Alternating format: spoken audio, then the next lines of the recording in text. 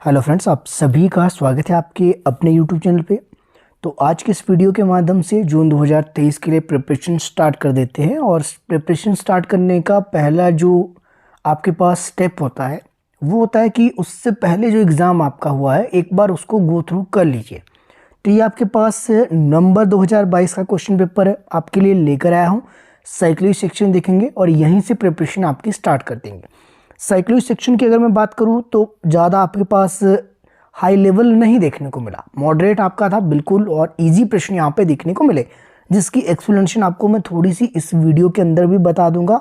किस तरह से आपके पास कुछ एक न्यू टॉपिक आपके देखने को मिले, कुछ एक न्यू फिलोसफर यहाँ पे देखने को मिले, ताकि अभी आप जो अगर एग्ज़ाम की तैयारी कर रहे हैं 2023 के लिए, HP टेट आप देने वाले हो, इससे कोई फ़र्क नहीं पड़ता कि आपके पास कौन सा टेट आपके पास है, मेडिकल है, नॉन मेडिकल है, JBT है, TGT आर्ट्स है, क्योंकि साइकोलॉजी सेक्शन आपका लगभग एक ही पैनल आपके लिए बैठता है और उसी पैनल द्वारा यहाँ पे बनाया जाता है। अभी मैं बात करूँ तो अभी किस पेपर को हम देखने वाले हैं, तो ये TGT आर्ट्स का पेपर था नवंबर 2022 का। इस पेपर को अभी हम सॉल्व करने वाले हैं कि इसके ऑफिशियल आंसर की के अकॉर्डिंग जो आंसर थे वो आपके क्या रहे, ताकि आपको थोड़ा सा आइडिया लगे कि जून 2023 का अगर एग्ज़ाम की हम बात करें तो कहाँ से प्रश्न आपके अधिकतर देखने को मिल सकते हैं।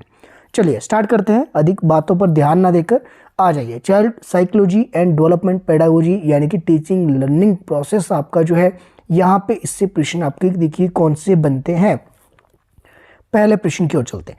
पहला प्रश्न आपके पास है, निम्नलिखित में से कौन से छात्रों के बीच रचनात्मकता को बढ़ावा देगा? Which of the following will foster creativity among learner. तो बढ़ावा देने की बात की जा रही है, रचनात्मकता की बात की जा रही है, क्रिएटिविटी की बात की जा रही है। तो क्रिएटिविटी कैसे बनेगी? उनको providing opportunity to question to asking every learner. तो प्रत्येक छात्र को जो है प्रश्न पूछने का अवसर प्रदान अगर आप देते हो तो जाहिर सी बात है क्रिएटिविटी आपकी देखने को मिलेगी एक लर्नर के लिए। तो ये सबसे बेस्ट ऑप्शन आपके पास ऑप्शन बी, और यहाँ पे राइट भी आपका हो जाता है।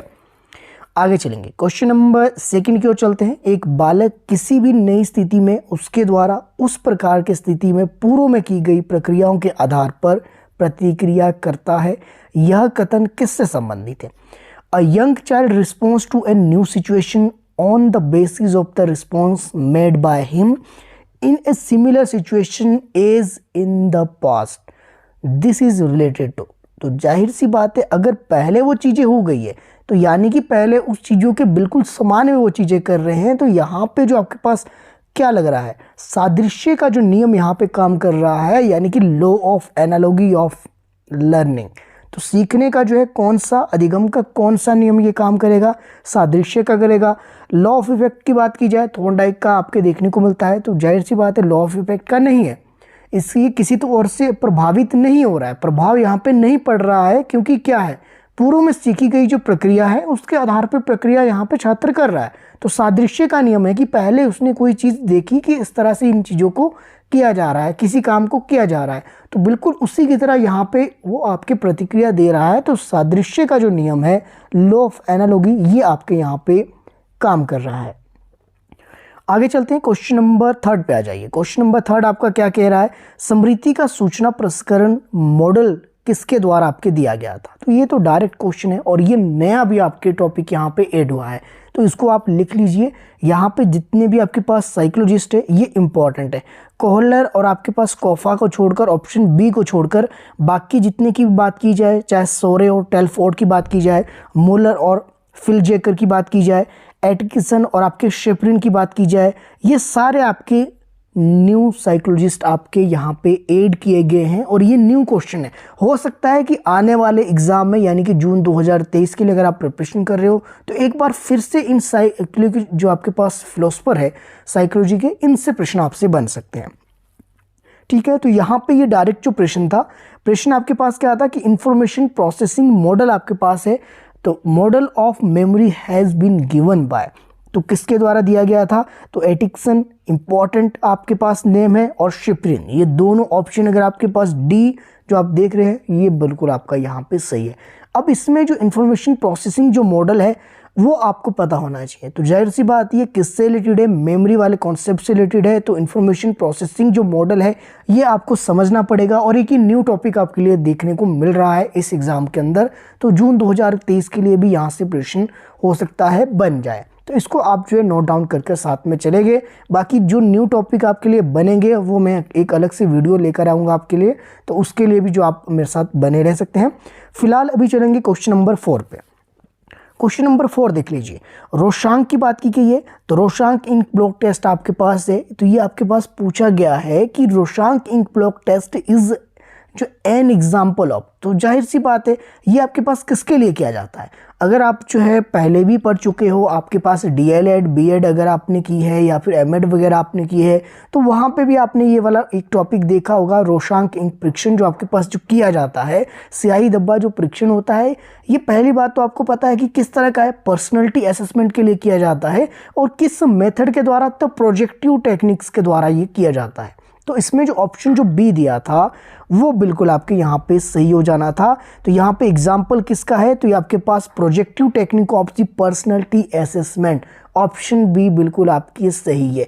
इसमें आपको और डिटेल में जाकर देखने की जरूरत है कि रोशांक इंक जो परीक्षण है वो किस तरह से किया जाता है, कितने आपके पास इसमें डॉट आपके लगते हैं, ये सारी चीज़ें क्लास के अंदर देखने वाले हैं, कोई दिक्कत नहीं है, इसको देखेंगे जब हम क्लासेस में आपके लिए लेकर आऊँगा।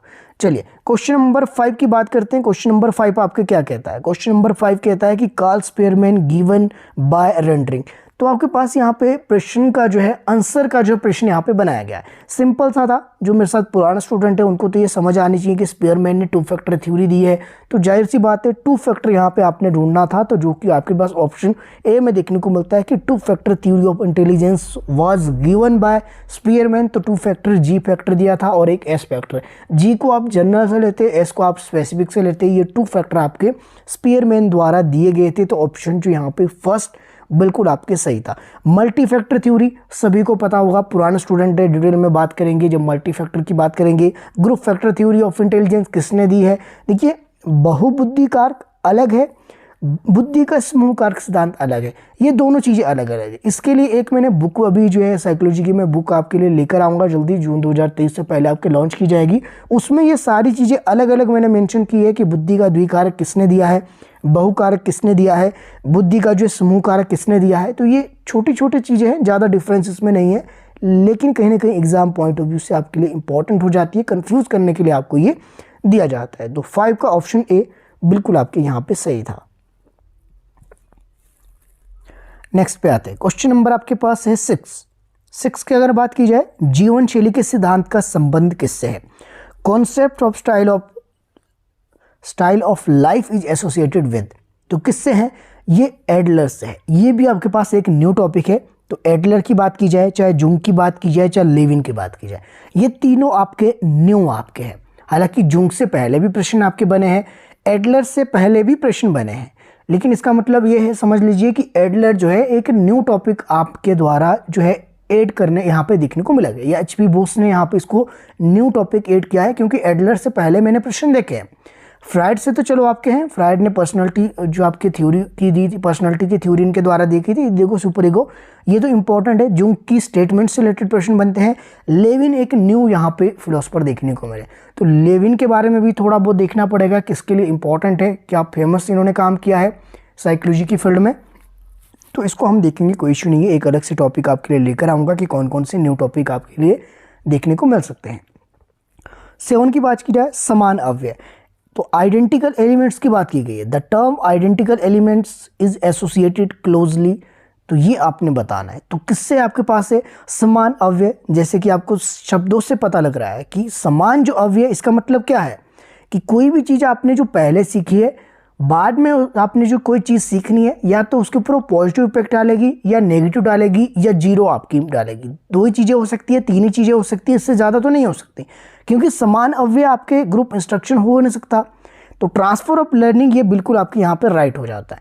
यहाँ पे जो आइडेंटिकल एलिमेंट्स है वो आपको क्या करेंगे, वो क्लोजली एसोसिएटेड है आपके ट्रांसफर ऑफ लर्निंग से। और किस तरह से है वो मैंने आपको बता दिया कि कोई भी आपने अगर कोई चीज़ पहले सीखी है, अधिगम अगर किसी विषय के बारे में किया है, कोई आपने चीज़ लर्न की है, कोई स्किल आपने गेन की है, या तो वो न्यू स्किल को आपके पास हेल्प करेगी, या फिर हो सकता है कि आपके पास ना भी हेल्प करे, और ऐसा भी हो सकता है कि जीरो ट्रांसफर ऑफ लर्निंग भी वहाँ पे हो, या तो पॉजिटिव होगा या नेगेटिव होगा या जीरो ट्रांसफर ऑफ लर्निंग होगा, लेकिन होगा क्या, ये transfer of learning. Transfer of learning यहाँ पे होना ही होना है। तो यहाँ पे अधिगम अंतरण आपके ये होगा समान अव्यय की जब हम बात करें तो इसका संबंध आपके पास ट्रांसफर ऑफ लर्निंग से होगा। ठीक है, तो ये आपके पास ऑप्शन 7 का बी बिल्कुल आपकी राइट हो जाता है। ठीक है, आगे चलेंगे। निम्नलिखित में से कौन सा क्रिया प्रसूत नियमित की अनुकूलन प्रक्रिया का हिस्सा है? हिस्सा नहीं है। देखिए नहीं लगा है तो इसका भी थोड़ा सा आपने ध्यान रखना।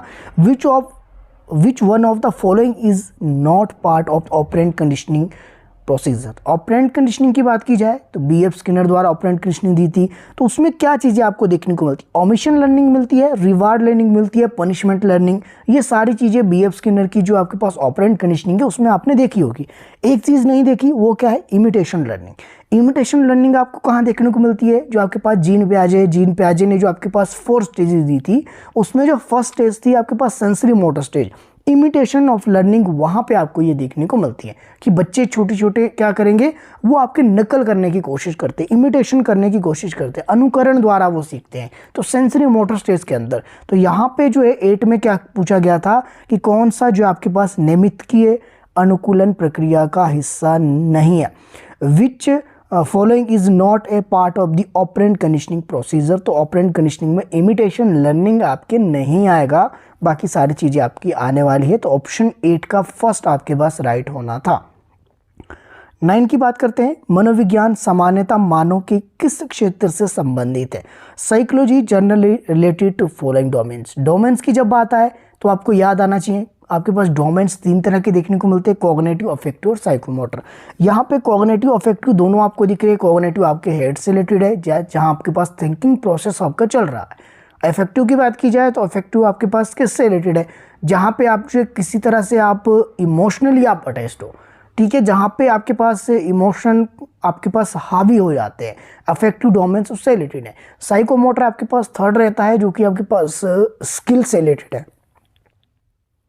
स्किल की अगर मैं बात करूं तो स्किल आपके किसी भी तरह की स्किल आपकी हो सकती है, वो साइकोमोटर के अंदर आपके देखने को मिलेगा। तो यहाँ पे जो generally related to following domains, तो ये आपके किस क्षेत्र से थे? मनोविज्ञान में सामान्यतः जो मानव के किस क्षेत्र से थे? तो इन सभी से है। संज्ञान, भाव और व्यवहार।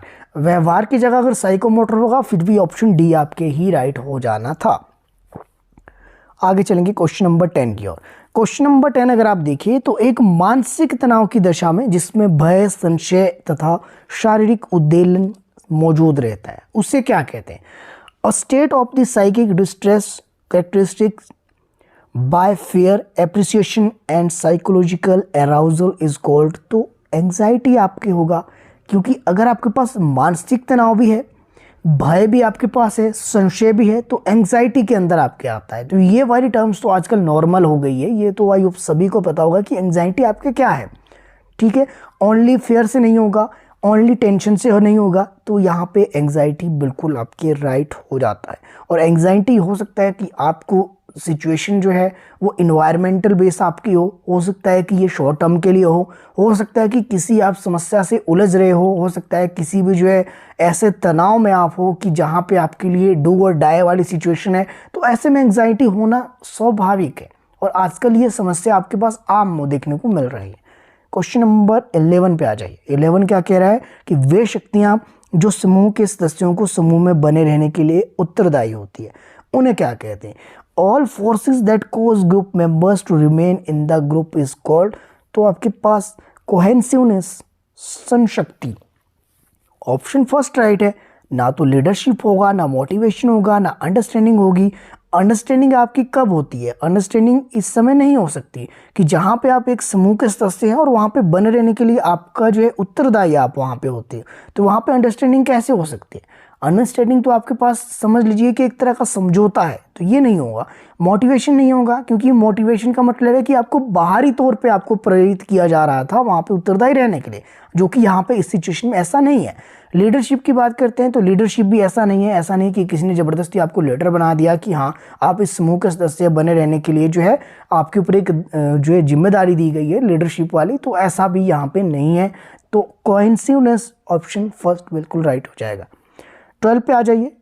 मैस्लो के अनुसार मानव व्यवहार की उच्चतम प्रेरणा है, तो कौन सी है? यहाँ पे according to Maslow view the highest motive to human behaviour is, तो यहाँ पे मैस्लो की हायरार्की ऑफ जो नीड्स है वो आपसे प्रश्न पूछा गया था कि इसमें हाईएस्ट मोटिव आपके ह्यूमन बिहेवियर का क्या है, जो कि स्टार्ट कहाँ से होता है? साइकोलॉजिकल नीड से आपका स्टार्ट होगा, फिर आपके पास सेफ्टी पे जाएगा, फिर लव एंड बिलोंगिंग पे जाएगा, फिर आपके पास सेल्फ स्टीम, और एट द एंड आपको जो फिफ्थ पॉइंट देखने को क्या मिलता है वो आपके पास होता है सेल्फ एक्चुअलाइजेशन। तो सेल्फ एक्चुअलाइजेशन जो हायरार्की ऑफ नीड्स है मैस्लो की थ्योरी की, उसमें जो आपके पास सेल्फ एक्चुअलाइजेशन वो आपके पास हाईएस्ट मोटिव आपके होता है ह्यूमन बिहेवियर का। तो यहाँ पे ऑप्शन जो डी दिया था ये बिल्कुल आपके राइट यहाँ पे हो जाना था। ठीक है, क्वेश्चन नंबर 13 पे आ जाइए। ईद ईगो सुपर ईगो व पराहम की अगर हम बात करें तो किस संरचना के ये भाग है? तो ईद ईगो सुपर ईगो पीछे भी हमने बात की, सिगमंड फ्राइड की थ्योरी है और थ्योरी ऑफ पर्सनैलिटी से रिलेटेड है, तो जाहिर सी बात है यहाँ पे पर्सनैलिटी आपके पास ऑप्शन में भी दिया गया है। एक तो प्रश्न ये बनता है कि ईद ईगो सुपर ईगो ये जो थ्योरी है पर्सनैलिटी की किसने दी थी? तो सिगमंड फ्राइड। एक तो सिगमंड फ्राइड आपको इंपॉर्टेंट हो जाता है, दूसरा आपका ये कि किससे रिलेटेड था, तो व्यक्तित्व से संबंधित आपकी ये थ्योरी देखने को मिलती है। ठीक है, तो यहाँ पे id ego super ego are structural part of personality, option B बिल्कुल राइट। नेक्स्ट पे आ जाए क्वेश्चन नंबर 14। पढ़ने में कठिनाई की ओर संकेत करने वाला एक सामान्य परिभाषिक शब्द, a general term refer to difficulty is reading. Reading की बात की गई है, तो यहाँ पे एक प्रश्न आपका डायरेक्ट यहाँ से बनता है। ये लर्निंग जो डिसऑर्डर है, ये छोटा सा टॉपिक है। यहाँ पे लर्निंग डिसऑर्डर आपके किस तरह के हो सकते हैं? या तो पढ़ने संबंधी अक्षमता हो सकती है, लिखने संबंधी अक्षमता हो सकती है, गणित संबंधी आपके पास विकार हो सकते हैं। इसके अलावा जो आपके पास और भी जो है डिसऑर्डर जो आपके पास होते हैं वो आप एक बार देख लेना, और उसके ऊपर वीडियो भी बनी हुई है, डिटेल में देख लेना। 2-2, 3-3 पॉइंट है कि पढ़ने संबंधी 2-3 आपके पास डिसऑर्डर है, लिखने संबंधी 2-3 है, आपके पास गणित संबंधी 2-3 है, तो एक बार इसको देख लेना, इंपॉर्टेंट है। यहाँ से 2-4 यहाँ पे क्वेश्चन देखने को बिल्कुल मिल जाते हैं। यहाँ पे 2-4 इसलिए कह रहा हूँ कि एक स्ट्रीम को एक क्वेश्चन यहाँ पे मिल सकता है, चाहे आपके पास आर्ट्स हो। देखिए आर्ट्स में ये आया है, तो अगर आप मेडिकल का देखिए तो मेडिकल में भी क्वेश्चन यहाँ से बना होगा, बिल्कुल यहाँ से आपके पास नॉन मेडिकल में बना होगा, जीबीटी में भी बना होगा।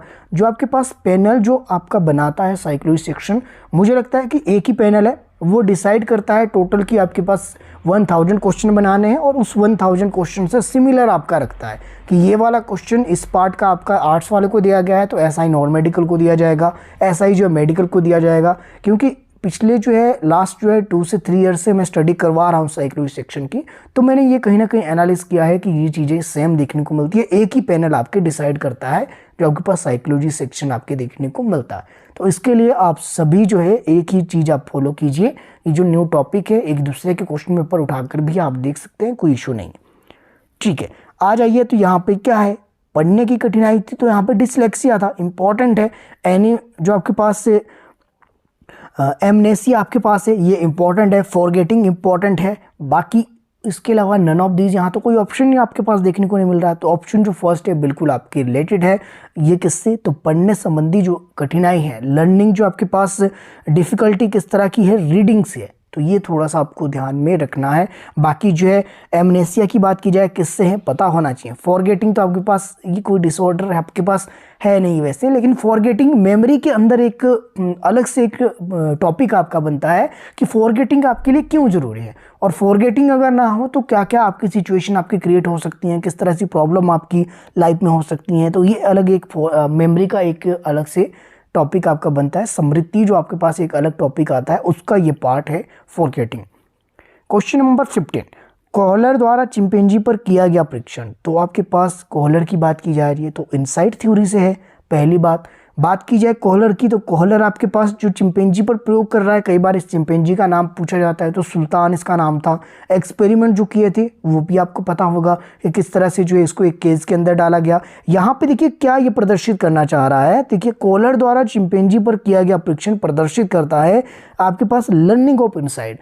लर्निंग ऑफ इनसाइट का मतलब है कि किस तरह से जो अगर आपके पास कुछ समस्या दे दी जाए, उस समस्या का आपके पास हल नहीं है, लेकिन जब तक उस समस्या का हल आपके पास नहीं निकलता तब तक व्यक्ति क्या है, अपनी अंतर्दृष्टि से, इनसाइड आपके पास जो लर्निंग है उससे व्यक्ति उस समस्या का समाधान निकालने की लगातार कोशिश करेगा। ना केवल मान लीजिए कि आपके पास कॉन्शियस माइंड में आपने उसको छोड़ दिया है कि छोड़ देते हैं, लेकिन अनकॉन्शियस माइंड में फिर भी जो है दिमाग कहीं ना कहीं उसके बारे में समस्या का जो प्रॉब्लम सॉल्विंग जो यहाँ पे ये लेकर आएगा। और एट द एंड कई बार ऐसा होता है कि अचानक से आपके पास जो है एक आइडिया आपके सामने आता है और उस आइडिया को अगर आप प्रयोग करें तो कहीं ना कहीं वो वर्किंग आपका हो जाता है। तो ये क्या प्रदर्शित कर रहा है, तो ये प्रदर्शित कर रहा है आपके पास लर्निंग बाय इनसाइड।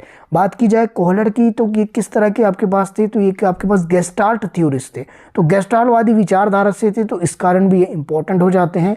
गेस्टाल्ट में आपके साथ इनके साथ 3 और व्यक्ति आपके देखने को मिलते हैं, वो भी आपको पता होना चाहिए। 3 व्यक्ति कौन कौन से, वर्दिमल, कोफ्फा और कोहलर, ये तीनों गेस्टाल्ट थ्योरिस्ट थे और ये इंपॉर्टेंट है और बहुत बार एग्जाम में प्रश्न पूछा जाता है। ठीक है, इनसाइड थ्योरी के अंदर ये टॉपिक आपके देखने को मिलता है। आगे चलेंगे, माइंड मैपिंग। माइंड मैपिंग को जो है संदर्भित करता है, तो mind mapping refer to. Mind mapping पहले तो आप समझ लीजिए कि ये माइंड मैपिंग है क्या। माइंड मैपिंग बिल्कुल इस तरह से है, अगर मैं आपको कहूँ कि अभी आपको जो है नियर बाय आपकी जो शॉप है वहाँ पे जाना है, और किस शॉप पे जाना है, एक जो स्टेशनरी की शॉप पे जाना है। अब जैसे ही मैंने ये वर्ड यूज़ किया कि स्टेशनरी, आपके माइंड में क्या आया, जो आप कहीं भी आप स्टेशनरी जो आप रेगुलर यूज़ कर रहे हो वो दुकान आपके माइंड में याद आ गई। अब वहाँ तक मैंने क्या कहा कि वहाँ तक जाना है और आपके पास जाने के 3 रास्ते हैं। अब आप जो है 3 रास्ते आप दिमाग में सोच रहे हो कि हाँ उस जगह के लिए वहाँ से भी जा सकते हैं, वहाँ से भी जा सकते हैं, वहाँ से भी। तो एक रिसर्च जो वर्क आपके माइंड के अंदर जो चल रहा है इसको कहा जाता है माइंड मैपिंग। तो ये किससे रिलेटेड है, एक मन में जो आपने पहले एक प्रारूप आपने तैयार करके रख दिया कि हाँ अगर मुझे जाना होगा तो मैं इस मिडल वाले रास्ते से मैं जाऊंगा। अब मिडल वाला रास्ता भी आप एज्यूम करेंगे कि ये रास्ता आपके मिडल वाला है। तो ये जो माइंड मैपिंग जो कॉन्सेप्ट है ये इसी पर काम करता है कि किस तरह से जो है आप मन में पहले से एक मैप तैयार कर लेते हैं, तभी इसको कहा गया माइंड मैपिंग। तो माइंड मैपिंग का कॉन्सेप्ट भी पिछले जो है लास्ट 2 से 3 एग्जाम के अंदर, ये हर एग्जाम के अंदर यहाँ से प्रश्न बन रहा है। तो माइंड मैपिंग बिल्कुल आसान सा कॉन्सेप्ट है, इसको भी आपको एक बार लेकर चलना है और कहीं ना कहीं आपके लिए एग्जाम में जो है ये आपको 1 नंबर दिलाने में हेल्प कर सकता है। बस समझना है और कुछ नहीं है। तो जाहिर सी बात है किससे रिलेटेड आपके है, तो ये आपके पास researching the functioning of the mind. तो अपने माइंड के जो है मन में जो कामकाज आप कर रहे हो, कोई आप जाने के लिए प्लानिंग कर रहे हो, जो आपको कई बार ऐसा होता है कि आपने कल कहीं जाना है तो पूरी रात आप उसके सपने लेते हो कि अच्छा वो चीज़ मैं वहाँ करूँगा, वो वहाँ करूँगा, विजुअलाइज तक आप वहाँ पे कर लेते हो। तो यही आपका माइंड मैपिंग है। क्लियर, चलेंगे क्वेश्चन नंबर 17। एक शिक्षक को अपने छात्र की क्षमता को समझने का प्रयास करना चाहिए, निम्नलिखित में से कौन सा क्षेत्र इस उद्देश्य से संबंधित है। A teacher should make an attempt to understand the potentialities of his students. Which of the following field is referred to this objective? तो जाहिर सी बात है इसमें तो आपको संदेह होना नहीं चाहिए, क्योंकि एजुकेशनल साइकोलॉजी आपके रखी इसके लिए जाती हैं ताकि शिक्षक को जो है अपने छात्रों की क्षमता को समझने में अपने जो है एक हेल्प मिल सके, सहयोग मिल सके। इसीलिए आपके लिए भी ये कॉन्सेप्ट यहाँ पे लेकर आए हैं। ना केवल कॉन्सेप्ट बल्कि जो है चाइल्ड पेडागोजी का जो सेक्शन है वो इसीलिए आपके लिए रखा गया है ताकि जो है छात्रों को समझने के लिए आप पहले से प्रिपेयर रहे। तो एजुकेशनल साइकोलॉजी के अंदर ये देखने को मिलता है। तो ऑप्शन बी निस्संदेह, इसमें तो आपके पास कोई संदेह आपको भी नहीं होना चाहिए। आगे चलेंगे, लेव वाजगोत्स्की के सामाजिक रचनावादी सिद्धांत में दृढ़ता से विश्वास करने वाला एक शिक्षक अपने छात्रों के आकलन के लिए निम्नलिखित में से कौन सी विधि पसंद करेगा। लेव वाइगोत्स्की का नाम लिया गया है। तो वाइगोत्स्की की सोशल कल्चर थ्योरी सोशल पर ही डिपेंड है कि किस तरह से समाज में जो बच्चे आपके घुल मिलकर रह सकते हैं, किस तरह से एक दूसरे को सहयोग प्रदान कर सकते हैं। तो यहाँ पे इसमें तो कोई समस्या होनी नहीं चाहिए, क्योंकि जिसने वाइगोत्स्की की सोशल कल्चर थ्योरी पढ़ ली उसको तो यहाँ पे पहले ही पता चल जाएगा कि यहाँ पे सोशल कल्चर थ्योरी से रिलेटेड क्वेश्चन है मतलब कि यहाँ पे क्या किया जाएगा, समाज के साथ हम रहते हैं, सहयोग करते हैं एक दूसरे के साथ, तो यहाँ पे जो है कोलेबोरेटिव प्रोजेक्ट जो है ये आपके राइट हो जाएगा। एक बार इंग्लिश में मैं पढ़ लेता हूँ। Is a teacher who firmly believe in the social constructive theory of लेव Vygotsky.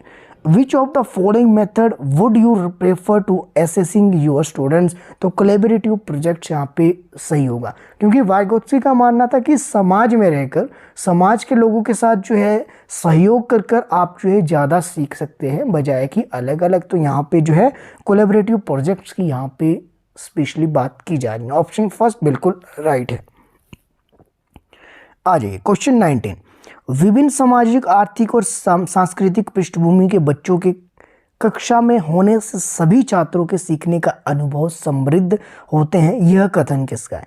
Having a diverse classroom with children from varied social, economic and culture backgrounds enrich the learning experience of all students, this statement is. अब देखिए यहाँ पे क्या लिखा गया है कि ये स्टेटमेंट किससे है। हालांकि एक ये स्टेटमेंट है, लेकिन इस स्टेटमेंट के अंतर्गत आपको क्या देखने को मिल रहा है कि विभिन्न सामाजिक, आर्थिक और सांस्कृतिक पृष्ठभूमि के बच्चों की यहाँ पे बात की गई है। अगर वो कक्षा में होने से सभी छात्रों के सीखने का अनुभव समृद्ध होते हैं, तो ये क्या है, बिल्कुल सही है। क्योंकि जो बच्चे क्या करेंगे, बच्चे अपने साथियों से कई प्रकार के कौशल यहाँ पे सीखते हैं, तो इसीलिए ज़्यादा इंपॉर्टेंट ये इसमें पूछा गया था कि स्टेटमेंट जो क्या ये सही बैठती है या नहीं बैठती है। तो बिल्कुल सही बैठती है, करेक्ट है, because children learn many skills from their peers. तो यहाँ पे ये तो जाहिर सी बात है कि बच्चे जो है एक दूसरे से बहुत सी चीज़ें आपके सीखते हैं। Question number 20। अंकिता स्वयं किसी समस्या का समाधान नहीं कर सकती, हालांकि किसी वयस्क या अपने सहपाठी या फिर ऑब्लिक में मित्रों के मार्गदर्शन से वो ऐसा कर सकती है। इस मार्गदर्शन को क्या कहा जाता है? Ankita can not solve a problem on her own, however she does so in the presence of adult और peer guidance, this guidance is called. तो यहाँ पे आपने क्या देखा, यहाँ पे आपने देखा कि यहाँ पे जो कॉन्सेप्ट लगा है, यहाँ पे कॉन्सेप्ट आपको जो देखने को मिल रहा है वो कौन सा कॉन्सेप्ट है? यहाँ पे टेम्परेरी सपोर्ट उसको चाहिए। और टेम्परेरी सपोर्ट की जब हम बात करते हैं तो टेम्परेरी सपोर्ट जो आपको मिलता है उसको कहा जाता है स्कैफोल्डिंग। स्कैफोल्डिंग का जो कॉन्सेप्ट है ये आपके हेल्प करेगा जोन ऑफ प्रॉक्सिमल डेवलपमेंट के अंदर। क्लियर? तो ऐसे में कुछ स्टूडेंट को लग सकता है कि zone of proximal development option C यहाँ पे राइट होगा, लेकिन ऐसा नहीं है। यहाँ पे बात की गई है कि किसी वयस्क या सहपाठी, यानी कि जो उससे मोर नॉलेजेबल पर्सन है, उसकी यहाँ पे हेल्प ली जा रही है, जो कि एक टेम्परेरी सपोर्ट है। और ये टेम्परेरी सपोर्ट आपके जोन ऑफ प्रॉक्सिमल जो है, जोन ऑफ प्रॉक्सिमल का जो एक एरिया है उसमें कहीं ना कहीं इंक्रीज करने में हेल्प करता है। लेकिन एक पोटेंशियल के बाद जो है स्टूडेंट वहाँ से आगे नहीं जा पाता, जो आपके पास क्या है, जोन ऑफ प्रॉक्सिमल डेवलपमेंट आपके दर्शाता है कि बच्चे का लेवल यहाँ पे कितना है। लेकिन एक लेवल तक, या फिर कह लीजिए कि जहाँ तक बच्चा खुद कर सकता है, उसके बाद जो है करने की जो क्षमता है वो किसी के सहयोग से कर सकता है, उसको स्कैफोल्डिंग कहा जाता है। टेम्परेरी सपोर्ट यहाँ पे बच्चे को मिल रहा है किसी एडल्ट से या फिर उसके मित्रों से जो मार्गदर्शन मिल रहा है, उसको स्कैफोल्डिंग आपकी कहा जाता है। ये वाला भी हम क्वेश्चन करेंगे बिल्कुल इसके क्लासेस के अंदर, तो उसके बारे में बात करेंगे। यहाँ पे आपको वीडियो भी मिल जाएगी, हो सकता है कुछ टाइम में, तो उसके लिए भी आप चाहे तो यहाँ पे कंटिन्यू बने रह सकते हैं। आगे चलेंगे क्वेश्चन नंबर 21 की ओर चलते हैं। क्वेश्चन नंबर 21 क्या कहता है कि हर्षिता एक जिज्ञासु पाठक है। अपने पाठ्यक्रम की पुस्तकों का अध्ययन करने के अलावा वह अक्सर पुस्तकालय जाती हैं और विविध विषयों पर पुस्तकें पढ़ती है। लंच ब्रेक में भी हर्षिता अपने प्रोजेक्ट पर कार्य करती है। तो इंग्लिश में भी थोड़ा बहुत देख लेते हैं। Harshita is a voracious leader apart from the studying her course books. तो यहाँ पे क्या है, she often goes to library and read books on diverse topic. Harshita does her projects even in the lunch break. She does not need prompting by her teachers and parents to study for test and seems to truly enjoy the learning। तो यहाँ पे जो है एक topic है आपके पास motivation का।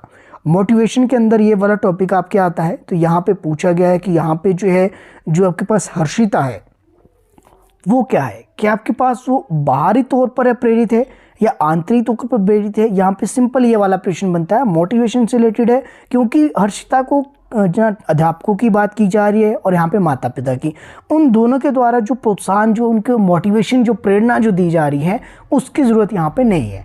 बजाय बिल्कुल उसकी जो है उसके अभाव में भी जो हर्षिता क्या कर रही है, अपना काम यहाँ पे कर रही है, तो इसका मतलब क्या है कि वो आंतरिक तौर पे आपकी प्रेरित शिक्षार्थी है। तो यहाँ पे ऑप्शन जो डी था आपके पास बिल्कुल आपके यहाँ पे सही हो जाना था, इंट्रिंसिकली मोटिवेटेड लर्नर। तो ऑप्शन जो डी था बिल्कुल आपके यहाँ पे राइट था। क्वेश्चन नंबर 22, राजेश जो है प्रश्नों के उत्तर स्वयं ना देकर अपने छात्रों को उत्तर सुलझाने या फिर समूह चर्चा करने और सहयोगी शिक्षण अपनाने के लिए प्रोत्साहित करता है। यह दृष्टिकोण किस सिद्धांत पर आधारित है? Rajesh never give answer to the question himself. अब राजेश एक टीचर है, एक चीज याद रखनी है आपने, he encourage his student to suggest answer, have group discussion and adopt collaborative learning. This approach is based on the principle of, तो यहाँ पे बात की गई है छात्रों के एक्टिव पार्टिसिपेशन की। अब यहाँ पे जब बच्चा सीखने के लिए पहले से तैयार है, यहाँ पे जो है आपके पास रेडीनेस टू लर्न हो सकता है ऐसा लगे कि सीखने की तैयारी यहाँ पे की जा रही है।